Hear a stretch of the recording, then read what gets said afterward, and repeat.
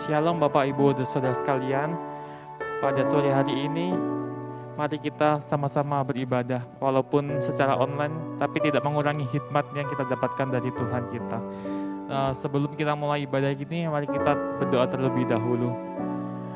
Bapa di dalam surga, pada saat ini Tuhan, kami di sini akan mulai peribadahan kami ya Tuhan. Walaupun secara online ya Tuhan, tapi kami yakin dan percaya ya Tuhan, hikmat-Mu ya Tuhan, anugerah-Mu ya Tuhan, berkat-Mu tidak akan lepas dari itu semua ya Tuhan. Dan juga ya Tuhan, kami tetap terus berdoa ya Tuhan bagi bangsa ini ya Tuhan, bagi negeri kami yang tercinta ini ya Tuhan, supaya segala bencana yang terjadi di negeri kami ya Tuhan akan bisa kami lewati ya Tuhan, hanya dalam nama-Mu saja ya Tuhan. Ya Tuhan Yesus, pada malam hari ini ya Tuhan, kita akan mulai ibadah kita ya Tuhan. Berkatilah kami ya Tuhan, supaya peribadahan kami tidak sia-sia ya Tuhan. Hanya di dalam nama Tuhan Yesus kami telah berdoa, haleluya, amin.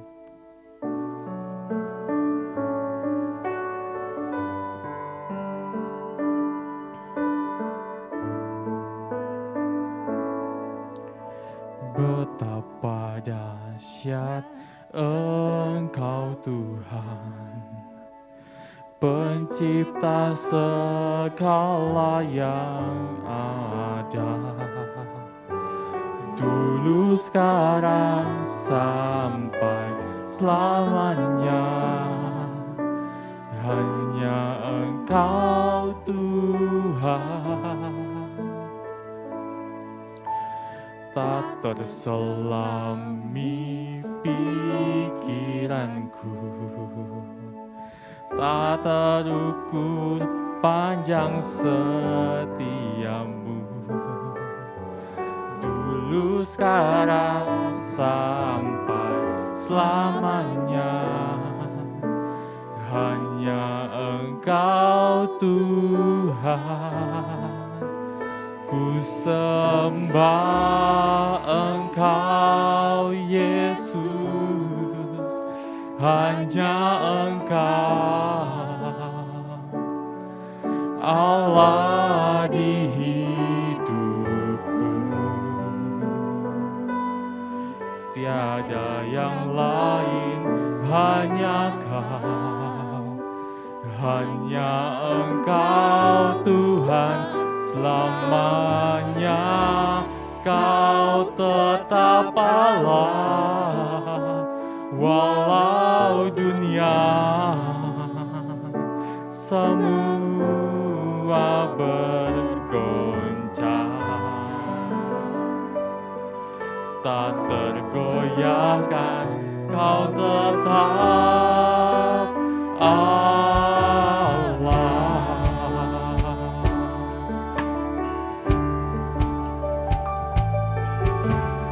Betapa dahsyat Engkau Tuhan, pencipta segala yang ada, dulu sekarang sampai selamanya. Hanya Engkau Tuhan, tak terselami pikiranku, tak terukur panjang setiamu, dulu sekarang sampai selamanya. Hanya Engkau Tuhan, ku sembah Engkau Yesus, hanya Engkau Allah di hidupku,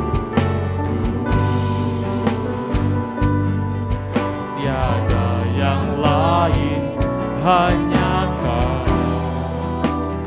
hanya Engkau Tuhan. Selamanya Kau tetap Allah, dunia, semua bergoncang, tak tergoyahkan, Kau tetap Allah. Ku sembah Engkau Yesus, hanya Engkau Allah di hidupku, tiada yang lain, hanya Kau, hanya Engkau Tuhan selamanya. Kau tetap Allah, walau dunia semua bergoncang, tak tergoyahkan, Kau tetap Allah.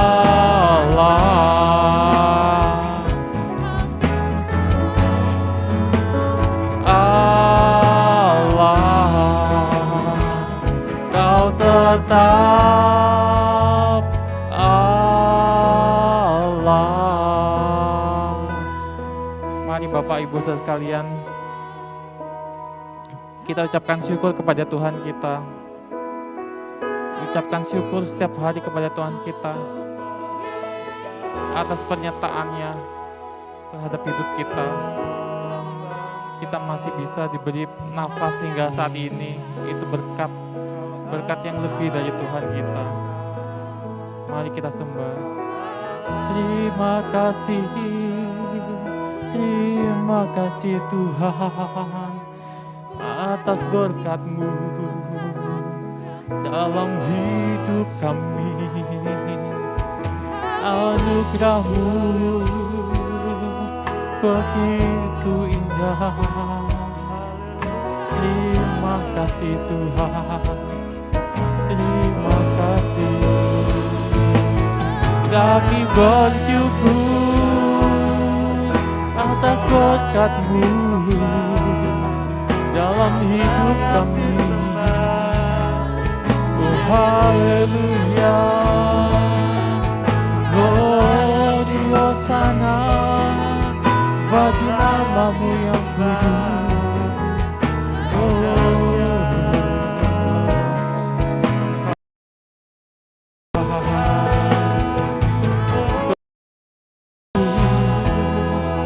Kami bersuka cita hanya bagi-Mu. Kami bersyukur. Terima kasih Tuhan, terima kasih.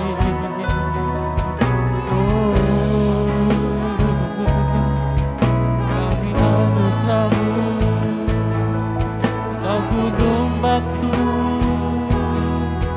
kadang kami yang hidup. Haleluya, haleluya.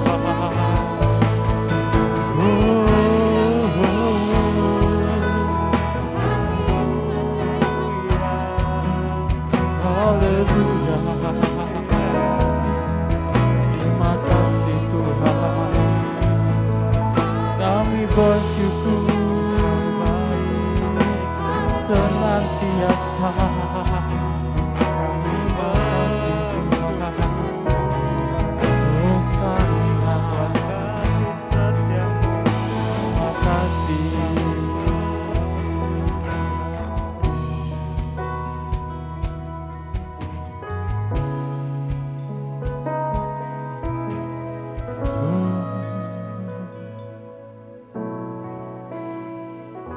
Jalan-Mu tak terselami oleh setiap hati kami. Namun satu hal ku percaya, ada rencana yang indah. Tiada terduga kasih-Mu,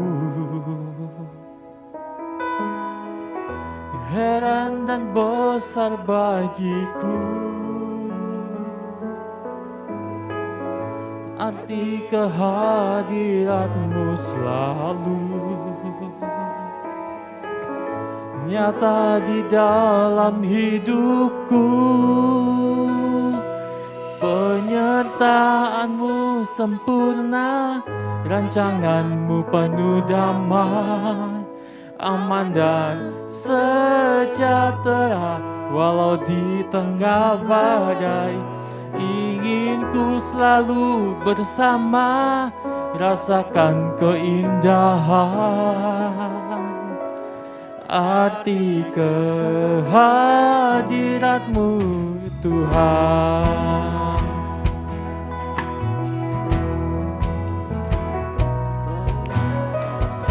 Jalan-Mu tak terselami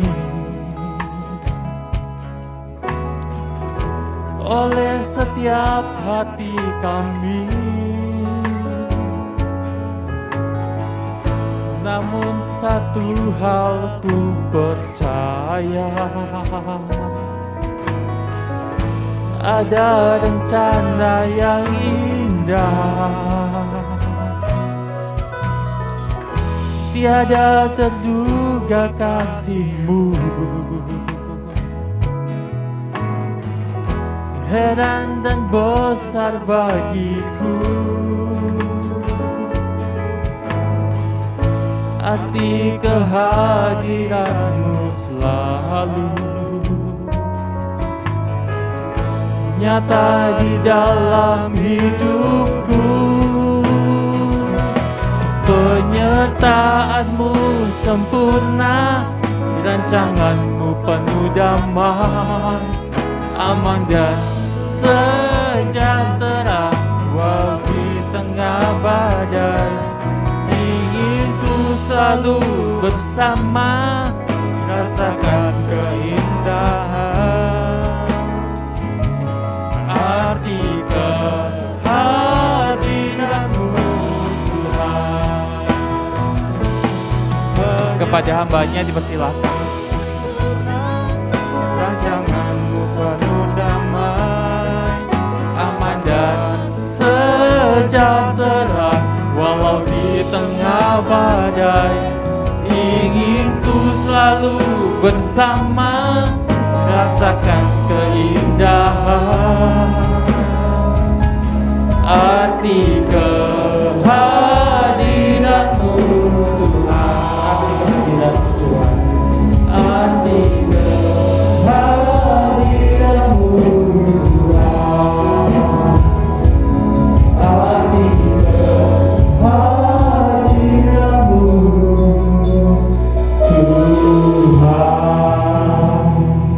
Haleluya, haleluya. Benar Bapa, kami percaya Tuhan, rancangan-Mu adalah indah bagi setiap kami. Penyertaan-Mu sungguh sempurna bagi setiap kami yang menaruh harapan dan percaya kepada Engkau ya Bapa. Kami percaya Tuhan, kami aman, penuh damai sejahtera dalam tangan Tuhan. Terima kasih Bapa.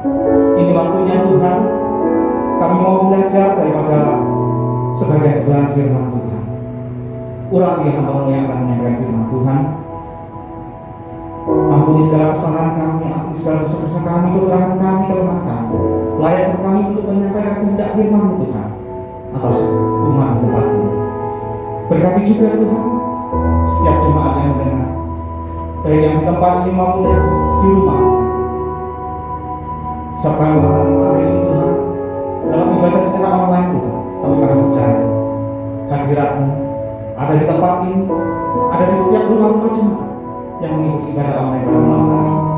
Di dalam nama Yesus kami siap dengan firman Tuhan. Haleluya, amin. Shalom, selamat malam Bapak Ibu Saudara. Puji Tuhan, sekali lagi kita bertemu di dalam ibadah online lagi. Sebab pemerintah kita mengadakan PPKM Mikro dan kita menghormati otoritas. Saya percaya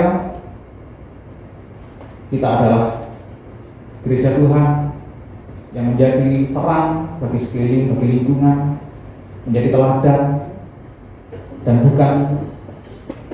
senantiasa mendukung apa yang dilakukan oleh otoritas pemerintah kita. Bapak Ibu Saudara, memang hari-hari ini pandemi COVID-19 di negeri kita semakin meningkat dengan tajam, sehingga menjadikan beberapa negara di luar melarang kedatangan maupun keberangkatan ke negeri kita Indonesia. Dan ini menjadi saya katakan menjadi satu peperangan bagi bangsa kita, bagi negeri kita, bahkan bagi kita juga untuk Tuhan. Kenapa saya katakan sebagai satu peperangan? Karena pada kenyataan itu melawan pandemi COVID-19 hari-hari ini menyita sangat banyak energi, waktu, tenaga, bahkan anggaran daripada belanja negara, daripada belanja daerah. Itu disebabkan karena memang perlu banyak biaya untuk PPKM ini, yaitu mungkin berupa bantuan untuk UMKM, untuk kartu prakerja bagi yang terdampak pengangguran dan sebagainya, belum lagi untuk tenaga kesehatannya, pembelian APD, vaksin, dan seterusnya. Itu sangat menyita banyak energi, sama seperti biaya perang itu. Jadi itu adalah satu peperangan yang harus kita hadapi bersama, bukan hanya bangsa, tapi kita gereja Tuhan juga harus menghadapinya. Karena itu saya katakan peperangan fisik, jasmani, tapi juga peperangan rohani, karena sudah jelas sesuatu yang tidak baik itu datangnya bukan daripada Tuhan. Artinya virus COVID-19 ini penyebarannya dilakukan oleh si jahat, oleh iblis, oleh setan. Nah, jadi mari kita sama-sama menghadapi dengan menghormati protokol kesehatan yang dianjurkan oleh pemerintah. Sebelumnya saya mohon maaf, saya mau minta izin buka masker karena jaraknya beberapa meter di depan saya kira bukan sesuatu yang melanggar protokol kesehatan.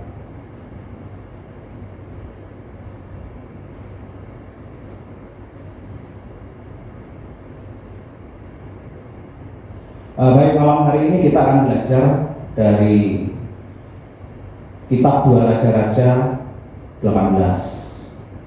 ayatnya 1 sampai 8. Saya ulangi, kitab Raja-Raja, kitab 2 Raja-Raja 18 ayat 1 sampai 8. Saya bacakan untuk kita semua.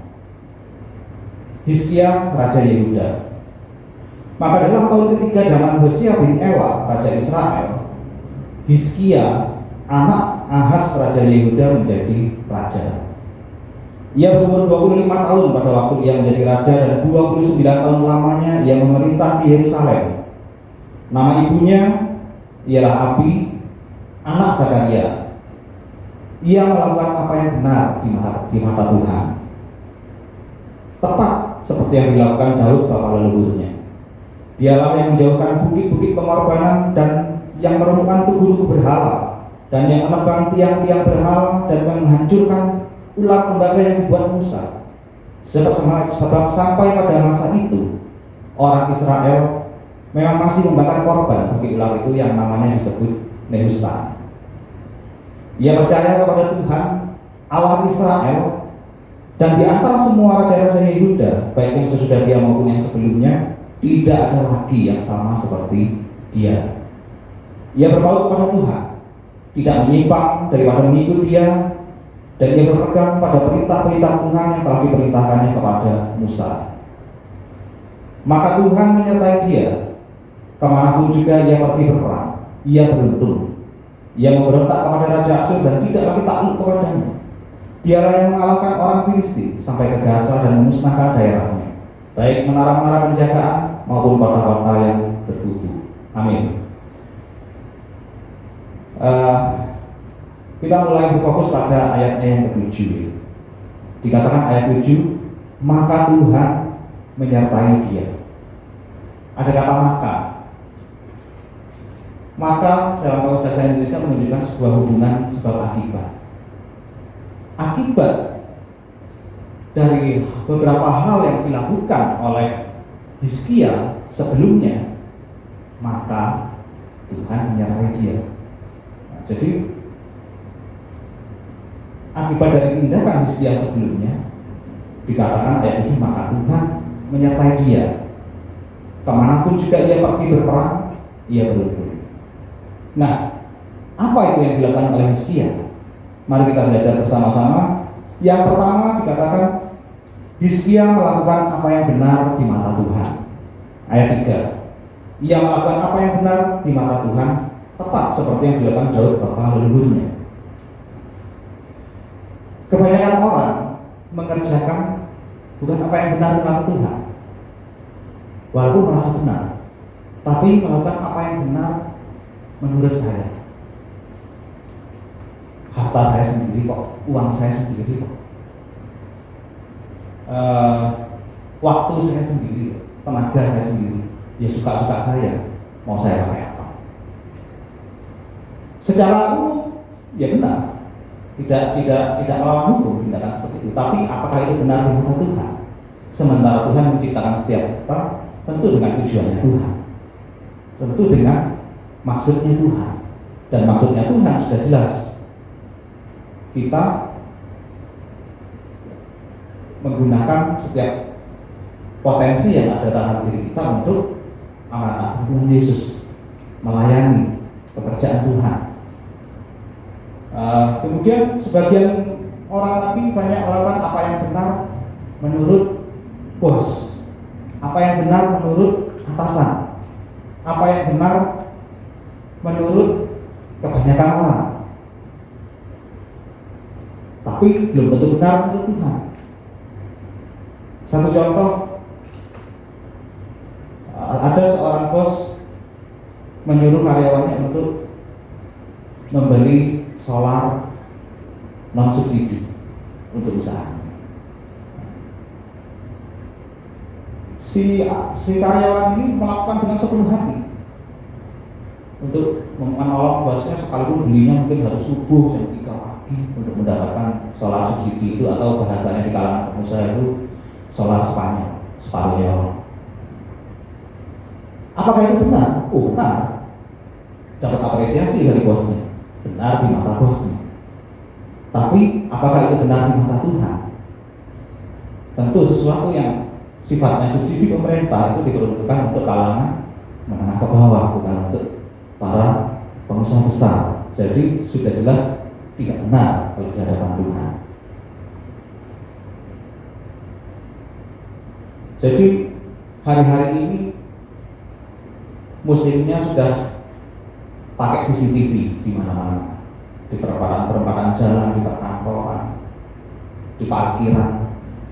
Banyak dari kita mungkin bukan di sini, di luar sana, merasa risih kalau di tempat kerja, di kantor itu ada CCTV-nya. Hati-hati Bapak Ibu Saudara. Ketika kita merasa risih, sebenarnya kita sedang melakukan apa yang tidak benar di mata Tuhan. Kenapa? Kalau kita melakukan apa, selalu melakukan apa yang benar di mata Tuhan, mungkin kita tidak merasa terganggu sama sekali dengan adanya CCTV itu, karena itu menjadi satu kesempatan untuk menyaksikan, ini loh kita anak-anak Tuhan, ini loh kita tidak korupsi waktu, tidak korupsi uang, tidak malas-malasan. Nah, justru itu CCTV suatu sarana, bukan membuat menjadi risih. Jadi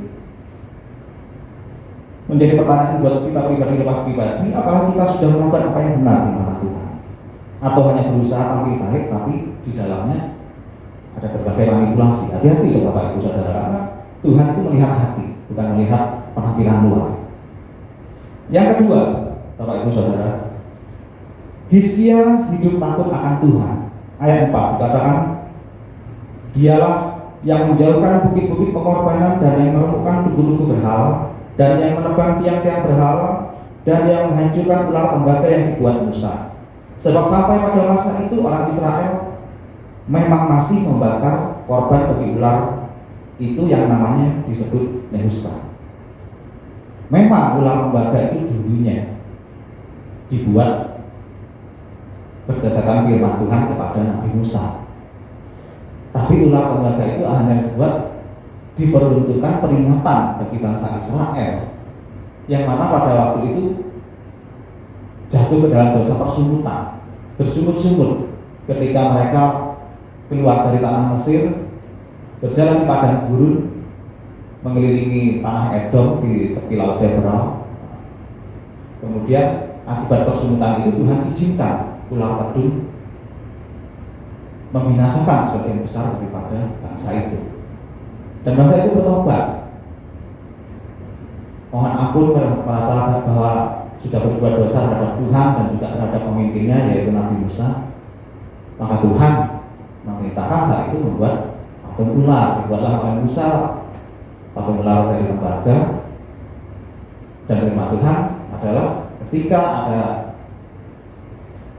sebagian dari bangsa itu yang dipagut oleh ular tedung untuk mengingatkan akan dosa-dosa persumutan itu, maka pandang patung ular tembaga itu maka akan selamat, tawa racunnya, tidak jadi binasa.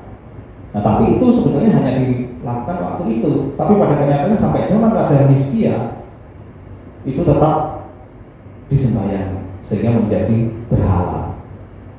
Nah, Hizkia hidup takut akan Tuhan, dia menjauhkan berhala. Berhala itu adalah segala sesuatu apapun juga yang menghalangi kita untuk menyembah Tuhan.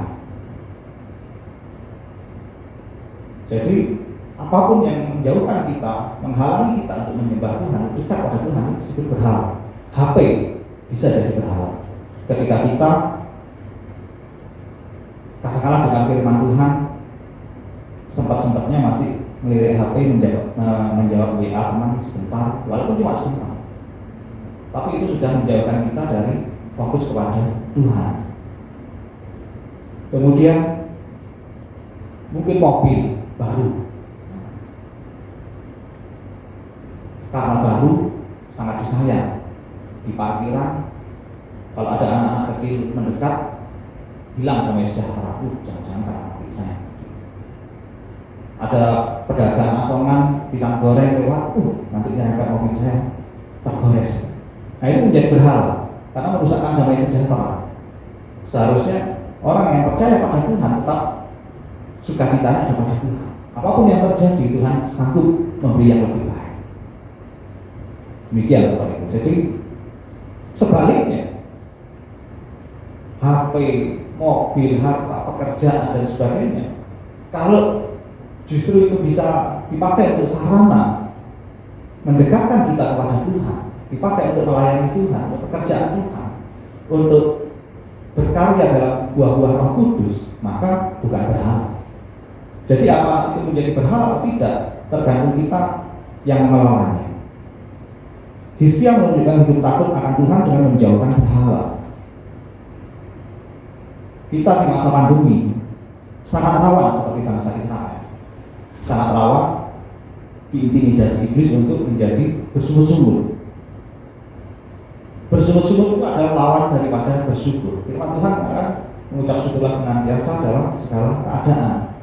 Dan iblis sangat senang kalau umat Tuhan bersungut-sungut. Tapi hati-hati Bapak Ibu, persungutan lawan daripada apa yang menjadi kehendak Tuhan.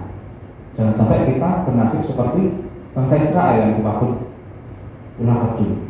Kalau hari-hari ini dipagut virus COVID. Yang ketiga, dikatakan Hizkia percaya kepada Tuhan. Ayat 5. Ya kan? Dikatakan ia percaya kepada Tuhan Allah Israel, dan di antara semua raja-raja Yehuda, baik yang sesudah dia maupun yang sebelumnya, tidak ada lagi yang sama seperti dia. Kemudian yang keempat, Bapak Ibu Saudara, Hizkia berpaut pada Tuhan, setia kepada Tuhan. Ayat 6. ia berpaut kepada Tuhan, tidak menyimpang daripada mengikuti Dia. Jadi artinya berpaut itu melekat, menempel, melekat pada pokok anggur, yaitu Tuhan Yesus, menjadikan Tuhan Yesus jalan, kebenaran, dan hidup. Jadi melekat itu sampai seumur hidup, sampai akhir hayat. Jangan dulu melayani Tuhan, sekarang tidak lagi. Kenapa? Banyak masalah dalam kehidupan saya. Seolah-olah tetap berdoa, tapi sebetulnya sudah tidak melekat. Hubungan itu sudah agak renggang. Padahal yang benar adalah harus senantiasa berpaut kepada Tuhan. Firman Tuhan akan barang siapa setia pada perkara-perkara kecil, ia akan setia pada perkara-perkara besar. Setialah kepada Tuhan, kepada pekerjaan Tuhan, kepada gereja, pada pasangan hidup, pada firman Tuhan. Percayalah, maka Tuhan pasti akan mempercayakan perkara-perkara yang lebih besar. Dan jangan lupa bahwa kesetiaan itu adalah salah satu daripada 9 buah Roh Kudus. Kemudian yang kelima,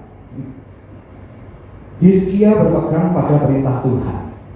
Ayat 6b saya bacakan. Dan ia berpegang pada perintah-perintah Tuhan yang telah diperintahkannya kepada Musa. Seolah-olah seolah-olah mudah kedengarannya berpegang pada perintah Tuhan, taat pada perintah Tuhan, tidak tawar-tawar pada perintah Tuhan. Seolah-olah mudah. Tapi kalau kita flashback ke belakang, Hizkia itu adalah seorang raja zaman dulu, anak Raja Ahaz, artinya memang keturunan raja. Dan raja zaman dulu itu adalah tirani, diktator, sangat berkuasa, bahkan menentukan hidup dan mati daripada seseorang. Nah, bukan hal mudah untuk seorang raja yang tiran, yang tidak ada batasan kekuasaannya, untuk mau taat pada firman Tuhan. Itu tentu perlu kerendahan hati, perlu hati yang tidak sombong, tidak merasa paling hebat. Artinya di masa saat itu pun dalam jabatannya sebagai raja dan kekuasaan yang hebat dan kekayaan yang hebat, Raja Hizkia tidak seperti kata dalam temurun. Jadi dia yang merasa paling hebat di dalam tempurung itu, tapi begitu tempurung dibuka barulah tahu bahwa dunia itu begitu luas, begitu hebat. Ada yang lebih hebat daripada hebat. Ada langit di atas langit. Jadi kalau ada orang pintar pun ada yang lebih pintar lagi, ada orang kaya pun ada yang lebih kaya lagi. Jadi tidak ada alasan untuk menjadi tinggi hati. Karena orang yang tinggi hati atau sombong pasti tidak akan mampu taat pada firman Tuhan. Dan orang yang menolak firman Tuhan, ya tentunya akan ditolak oleh Tuhan. Hizkia tidak mengandalkan Raja Ahaz sebagai ayahnya, jabatan ayahnya. Terbukti dia tidak menjalankan seperti yang dilakukan oleh Ahaz, ayahnya. Raja Ahaz melakukan apa yang tidak benar di mata Tuhan, tetapi Hizkia melakukan apa yang benar di mata Tuhan.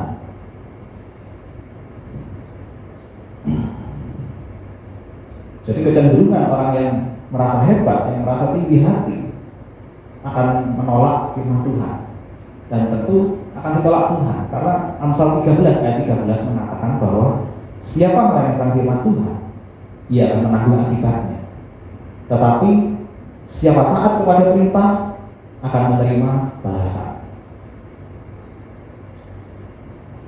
Jadi kalau kita gambarkan meremehkan firman Tuhan itu seperti kalau kita bicara dengan seseorang, dan seseorang itu sambil berbicara kepada kita buka HP-nya atau lihat sesuatu yang di tempat lain, pasti perasaan kita itu akan merasa gak enak. Orang ini kok gak sopan, kok meremehkan kita ya. Nah, demikian juga dengan firman Tuhan. Kalau kita sedang mendengar firman Tuhan, membaca firman Tuhan, terus kita teralih fokusnya kepada hal-hal lain. Lihat HP dulu, membalas WA dulu, lihat gambar-gambar, apalagi main game. Ya Tuhan tentu merasa diremehkan. Jangan lupa bahwasannya Yohanes 1 mengatakan bahwa pada mulanya firman bersama-sama Allah, firman adalah Allah dan firman menjadi manusia melalui Tuhan Yesus. Artinya ketika kita membaca firman, mendengar firman, kita itu sedang berbicara berhadapan dengan Tuhan sendiri. Dan ketika kita mengalihkan fokus kita, yang diremehkan ya betul Tuhan kita. Jadi kesimpulannya adalah bahwa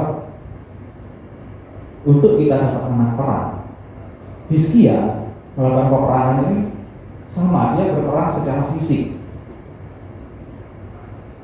Dia berperang melawan secara fisik, memberontak kepada Raja Asyur, mengalahkan orang Filistin. Kita pun hari-hari ini secara fisik berjuang melawan pandemi COVID.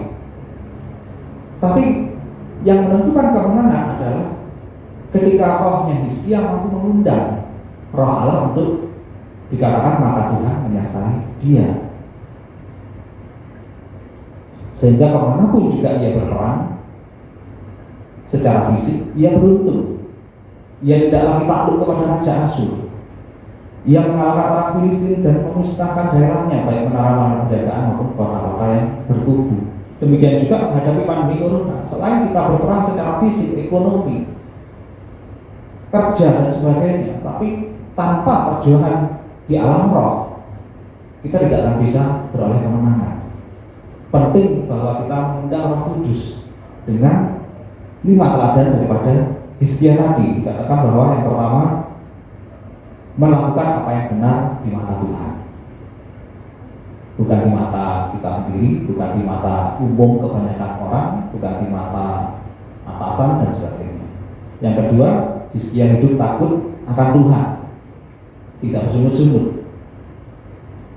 Yang ketiga, Hizkia percaya kepada Tuhan, bukan kepada jabatannya, kekayaannya dan sebagainya. Yang keempat, Hizkia berpaut pada Tuhan, melekat pada pokok anggurnya Tuhan. Yang kelima, Hizkia berpegang pada perintah Tuhan. Demikian firman Tuhan.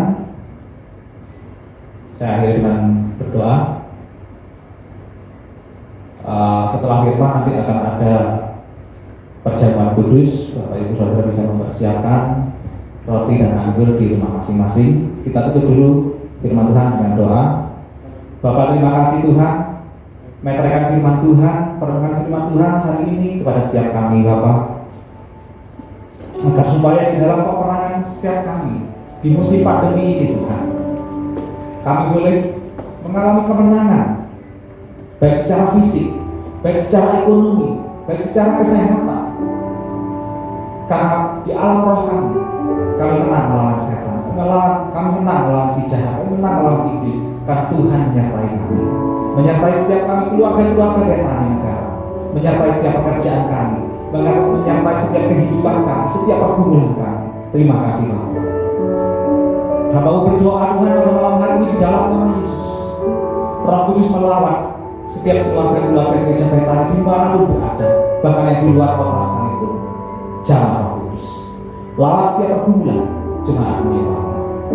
Berdoa juga Tuhan untuk setiap orang-orang yang kami kasihi, keluarga-keluarga yang jauh, mungkin di Jawa, mungkin di Madura, atau di mana pun di luar negeri Tuhan. Kami bawa orang-orang yang kami kasih juga ke dalam tangan kuasa perlindungan-Mu Tuhan. Darah Yesus meluluhkan setiap keluarga kami dari pandemi corona.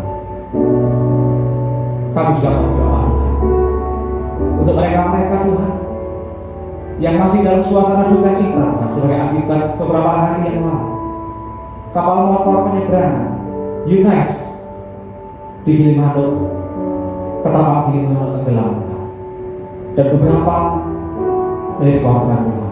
Kami berdoa untuk keluarga-keluarga yang ditinggalkan Tuhan, yang ada di Kabupaten Jemberana ini Tuhan. Penghiburan daripada Roh Kudus, kekuatan daripada Tuhan, ketabahan, keikhlasan Tuhan berikan atas keluarga yang ditinggal. Dan kami serahkan Tuhan keluarga-keluarga yang ditinggalkan oleh Tuhan, anak yang ditinggalkan orang tua yang ditinggalkan anak. Tolong Tuhan, pelihara mereka di musim pandemi ini Tuhan. Dalam nama Yesus, dalam nama Yesus, terima kasih Tuhan. Meteraikan firman-Mu dalam setiap kami Tuhan, supaya hari-hari ini Tuhan, melalui pandemi corona ini Tuhan, keluarga-keluarga mereka tetap menjadi umat pemenang. Dalam nama Yesus kami berdoa. Haleluya. Amin. Mari saudara, kita siapkan hati kita. Kita siapkan jiwa kita. Kita siapkan pikiran kita pada saat ini untuk menerima tubuh dan darah Yesus. Saudaraku yang di rumah, mari kita siapkan juga hati, pikiran, dan jiwa kita untuk menerima tubuh dan darah Yesus. Tentunya ini tidak mengurangi semangat kita, ini tidak mengurangi kasih kita terhadap Tuhan. Walaupun situasi yang demikian, mari kita senantiasa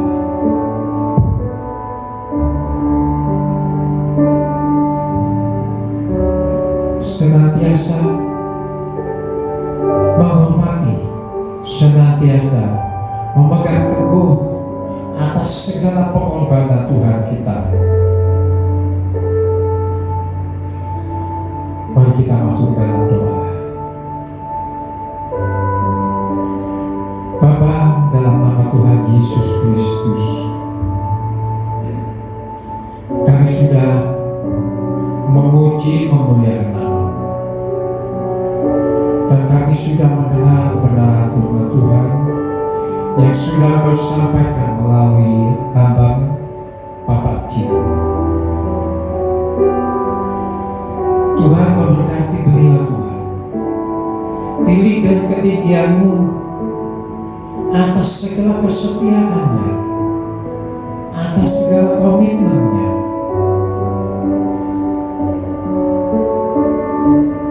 atas segala semuanya yang ada di dalam keluarga ini Tuhan. Kami percaya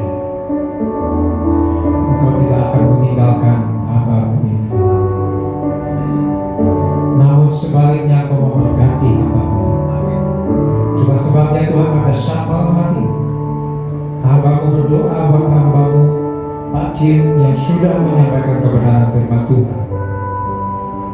Berkati Tuhan keluarganya, berkati istrinya Bu Santi, berkati anak-anak semua, berkati pekerjaannya, dan istimewa Tuhan berkati pelayanannya, karena pelayanan ini lebih dari segala apa yang sudah dikerjakan. Kami serahkan keluarga ini di tangan Tuhan Yesus, dan kami percaya Engkau tidak akan tinggal diam. Saudaraku, kita patut bersyukur setelah 2000 tahun yang lalu Tuhan kita sudah berkorban, meninggalkan nyawanya, mengorbankan jiwanya untuk kita. Itulah sebabnya pada saat malam hari ini, biarlah kita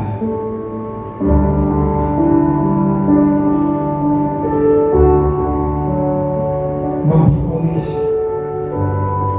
satu pembelajaran begitu besarnya pengorbanan Tuhan Yesus terhadap kita. Begitu besarnya pengorbanan beliau dalam kehidupannya untuk kita, untuk dosa kita, untuk kesalahan kita. Itulah sebabnya, saudaraku, mari kita sambut tubuh Kristus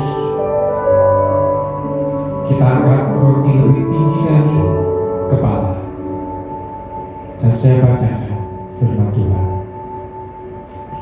Dan ketika mereka sedang makan, Yesus mengambil roti, mengucap berkat, memecah-mecahkannya, lalu memberikannya kepada murid-muridnya dan berkata, "Ambillah, makanlah, inilah tubuhku." Apakah saudara percaya bahwa darah tubuh Kristus? Mari kita sambut tubuh Kristus dalam nama Yesus.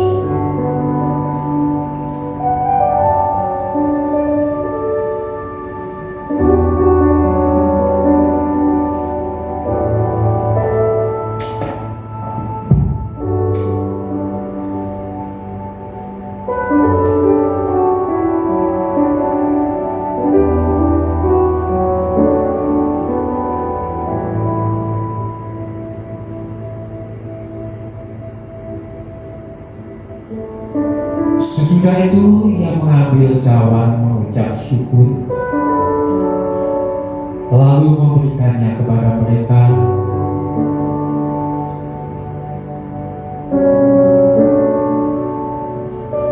Dan berkata, "Minumlah kamu semua dari cawan ini, sebab inilah darahku, darah perjanjian yang ditumpahkan bagi banyak orang untuk pengampunan dosa." Yakinkah saudara bahwa ini adalah darah Yesus? Amin.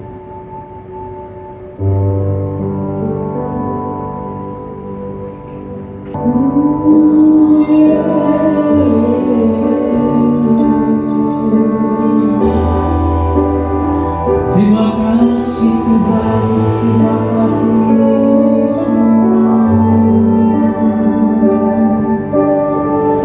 Engkau baik Tuhan, Engkau baik Yesus. Haleluya, haleluya.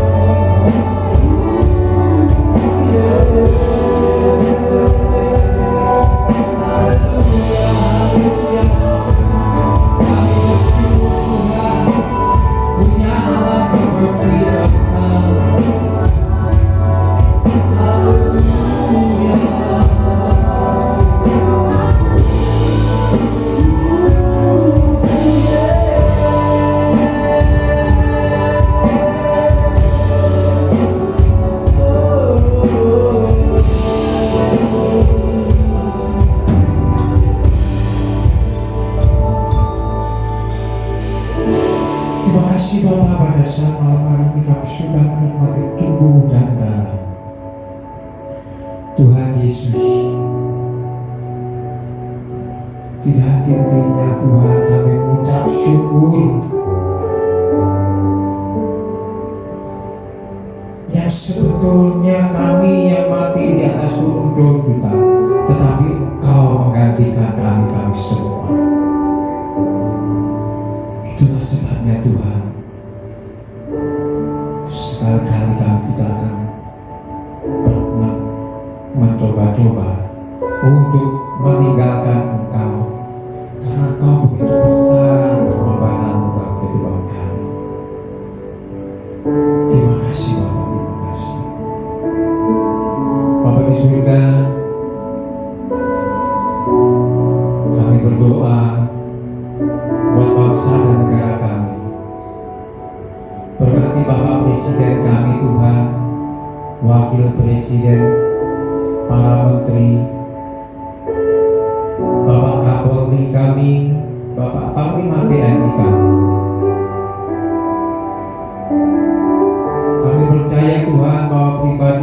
pribadi ini adalah pribadi-pribadi pilihan-Mu buat kehidupan kami. Pribadi-pribadi yang terbaik buat bangsa kami. Teristimewa Tuhan, berdoa buat Bapak Presiden kami. Kau berkati beliau Bapak, kesehatan, kesabaran, kebijaksanaan, dan semua kami serahkan kepada Tuhan.